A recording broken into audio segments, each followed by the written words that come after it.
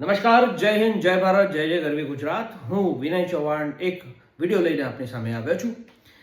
Video છે કે વિધાનસભામાં લાઈવ થવું જોઈએ કે નહીં થવું જોઈએ. તો ચાલો ચર્ચા કરીએ. આજે જ્યારે સ્ટુડન્ટ જ્યારે એક્ઝામ આપે છે ત્યાં સીસીટીવી કેમેરા લગાવવામાં આવે છે. જ્યાં ઇલેક્શન થાય છે ત્યાં વોટ જે નાખવામાં આવે છે ત્યાં પણ સીસીટીવી કેમેરા લગાવવામાં આવે છે. કન્સ્ટ્રક્શન સાઇટ ચાલતી હોય, લેબર કામ કરતા હોય ત્યાં સીસીટીવી કેમેરા લગાવવામાં આવે છે.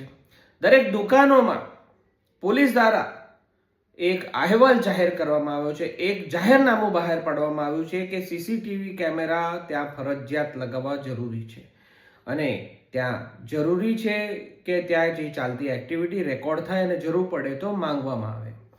ત્યારબાદ તમે ક્રિકેટ મેચનું લાઈવ પ્રસારણ જોઈ શકો છો.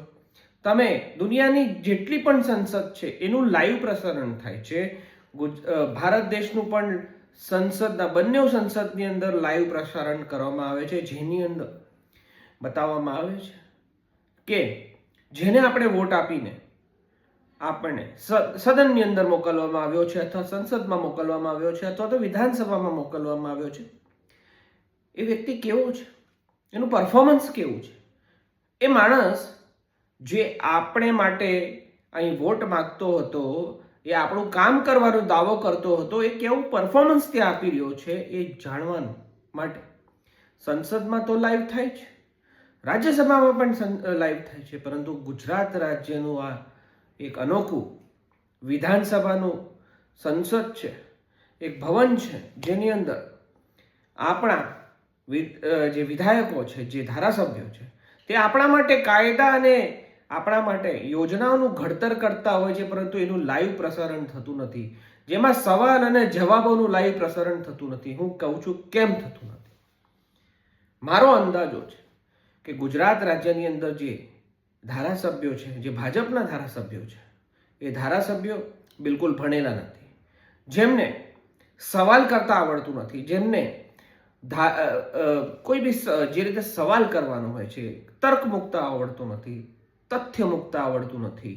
અને તથ્ય અને તર્ક જો તમે ન મૂકી શકો તો તમે યોગ્ય સવાલ સરકારની સામે પૂછી ન શકો અથવા તો પોતાનું રિપ્રેઝન્ટેશન પણ તમે વ્યવસ્થિત રીતે ન કરી શકો.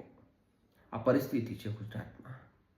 મિત્રો, 8મું અને 10મું ધોરણ પાસ એવા મંત્રીઓ બની ગયા છે આપણા ગુજરાત રાજ્યમાં. તો એ ક્યાંથી આપણા માટે તર્ક રજૂ કરે, આપણા માટે તથ્ય રજૂ કરે, આપણા માટે એજ્યુકેશનની પોલિસી બનાવે, આપણા માટે હેલ્થની પોલિસી બનાવે, આપણા માટે ડેવલપમેન્ટની પોલિસી બનાવે, આપણા માટે બજેટ બનાવે. મિત્રો, આપણા દેશની અંદર, આપણા રાજ્યની અંદર અતિ આવશ્યક અને ઇમ્પોર્ટન્ટ કામ છે જે રાજ્યની અંદર થતું, એ બજેટ. જે બજેટ સત્ર અત્યારે વિધાનસભામાં ચાલી રહ્યું છે, ત્યારે આમ આદમી પાર્ટીના ધારાસભ્ય ગોપાલ ઇટાલિયા, હેમંત ખવા, ચૈતરભાઈ વસાવા અને સુધીર વાઘાણી, આ ચારે મળીને આજે એક રજૂઆત કરી. કહેવામાં આવ્યું કે આપણું જે વિધાનસભાનું સત્ર છે એ આખા ગુજરાત રાજ્ય જોઈ શકે એવું કંઈક કરવું જોઈએ, લાઈવ થવું જોઈએ. પરંતુ સુપ્રીમ કોર્ટની તો સુનવાઈ લાઈવ થાય છે, હાઈકોર્ટ, ગુજરાત હાઈકોર્ટની પણ સુનવાઈ લાઈવ થાય છે, પરંતુ વિધાનસભાની સુનવાઈ લાઈવ થતી નથી. કારણ જે એમને બિલ પાસ કરવા છે એ બિલો શાંતિથી પાસ થઈ જાય, જે વાત એમની બહાર નથી લાવી એ વાત અંદર રહી જાય, જે લોકો ઇનએફિશિયન્ટ છે એ લોકોની ઇનએફિશિયન્સી જે છે એ બહાર ના આવે, જે નેતા લાયક નથી એ લાયક લોકોને ખબર ના પડી જાય કે આ નાલાયક લોકો છે, તે પણ બહાર ના આવી જાય. એના કારણે આ વાતો બહાર નથી આવતી અને લાઈવ થતું નથી. ગઈકાલે ગોપાલભાઈ ઇટાલિયા અને એમની સાથે જે સંસદ બીજા ધારાસભ્યગણ હતા, એમને એક પ્લે કાર્ડ બતાવવામાં આવ્યું અને એની વાત તાત્કાલિક સમાચારો પર ફરતી થઈ ગઈ. પરંતુ જે બજેટ સત્રની અંદર શું સવાલ થયા, શું જવાબ થયા, કોણે શું રજૂ કર્યું, કોણે શું ઓબ્જેક્શન કર્યું, કોણે શું વાંધા હતા અને વાંધાની સામે શું જવાબ હતો, એ તો કોઈએ કંઈ કીધું નહીં. એ તો કોઈ ન્યૂઝમાં જ નથી આવ્યું. માત્ર એટલું જ આવ્યું છે કે આટલા કરોડ રૂપિયાનું બજેટ આપણા રાજ્ય માટે ફાળવી દેવામાં આવ્યું છે અને ખબર નહીં કેટલા રૂપિયા હવે આપણા ગુજરાતના નેતાઓ અને ગુજરાતના જનતાના ખિસ્સામાં જતા રહેવાના છે. જનતાના ત્યાં હવે એવા મોટી બિલ્ડિંગો ઊભી થઈ જવાની છે, કેવા મોટા હોસ્પિટલો ઊભા થઈ જવાના, એવા મોટા સપના બતાવીને ફક્ત માત્ર ને માત્ર આ કાગળમાં રહે છે. પાછલી વખતે એક રિપોર્ટ આવી હતી કે ગુજરાત રાજ્યના મોટા ભાગના ધારાસભ્યોની ગ્રાન્ટો વાપરી શક્યા નથી. આ લોકો ગ્રાન્ટો વાપરી શક્યા નથી. તો આ શું પડીકું મૂક્યું છે નગરપાલિકા, કોર્પોરેશન અને હવે ચૂંટણીઓ આવે છે એના માટે, જનતાને ઉલ્લુ બનાવવા માટે, એક સારું આમ બતાવવા માટે મૂકી દીધું છે.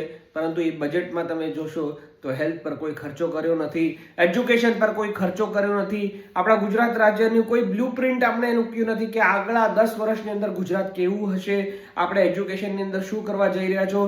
અને હાલ જ દિલ્હીમાં આપણી જે ફજીતી થઈ છે AI સમિટની અંદર, જે ગલગોટિયા યુનિવર્સિટી, જે મોદી સાહેબના વાહવાહી માટે એમણે ચાઇનાથી એક રોબોટ લાવીને મૂકી દીધો, તો આપણે ત્યાં કોઈ જાતનું સંશોધન કે ઉપર કોઈ કામ કરતું નથી. માત્ર ચાઇનાથી નાની કીટો લાવીને એના પુઠ્ઠા અને થર્મોકોલની ઉપર રબડો મારીને ડ્રોન બનાવીને ઉડાવી દે છે ને એને ટેકનોલોજી અને ઇનોવેશનનું નામ આપે છે.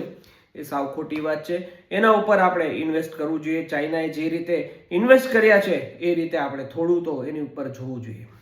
આ વિડીયો સમાપ્ત કરું છું. જય હિન્દ, જય ભારત, જય ગરવી ગુજરાત. આ વિડીયો તમને ગમ્યો હોય તો જરૂરથી શેર કરજો, મારા ચેનલને, પેજને ફોલો કરજો અને સારા કોમેન્ટ કરજો તમે. અને ભાજપના IT સેલ વાળા થોડું તો સુધરી જાઓ, થોડી તો આંખો ખોલજો. અને આ વિડીયો જો તમને ગમ્યો હોય તો લાઈક કરજો. ધન્યવાદ.